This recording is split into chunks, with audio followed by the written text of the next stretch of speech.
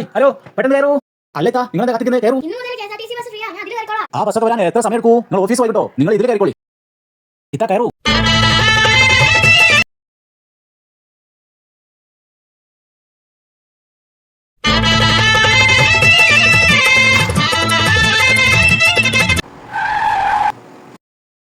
അല്ല പോയില്ല, ഞങ്ങൾ പോയി തിരിച്ചു വരാണ്.